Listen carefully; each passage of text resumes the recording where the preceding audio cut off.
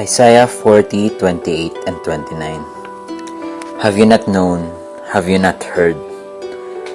The Lord is the everlasting God, the Creator of the ends of the earth. He does not faint, He does not grow weary. His understanding is unsearchable. He gives power to the faint, and to him who has no might, He increases strength.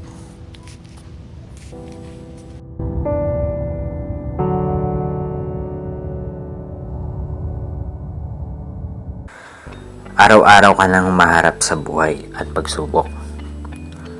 Maaaring dumarating na tayo sa punto na gusto nang sumuko.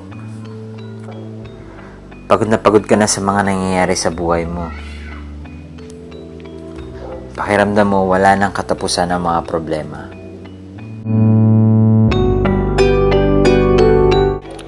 Maaaring dumaraan ka ngayon sa kakulangan sa pera. Mayroon kang karamdaman, problema sa pamilya, at kung ano-ano pa. Pero hindi mo ba alam? O baka naman nakalimutan mo lang? Ang Diyos na may likha ng langit at lupa. Ang Diyos na lumikha ng lahat.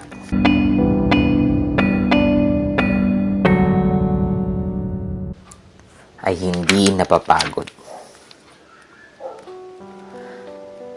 Alam niya kung ano ang kinakaharap mo ngayon, kapatid. Handa siyang bigyan ka ng lakas para lumaban at manaig kung ano man ang pagsubok na meron ka. Huwag ka mawala ng pag-asa. Naniniwala ko na gusto niyang sabihin sa iyo ngayon. Bibigyan kita ng lakas. Bibigyan kita ng pag-asa. Bibigyan kita ng kakayahan manaig sa kahit ano pang sitwasyon na meron ka. Lumapit ka lang sa akin, anak.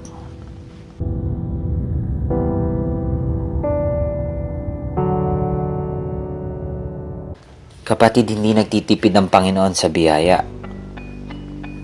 Kung gusto mo ng pag-asa, lumapit ka lang sa Kanya. Kung kinausap ka ng mensaheng ito, I challenge you. Bigyan mo ng oras na mag-usap kayo ng Panginoon. Mahal na mahal na mahal ka niya.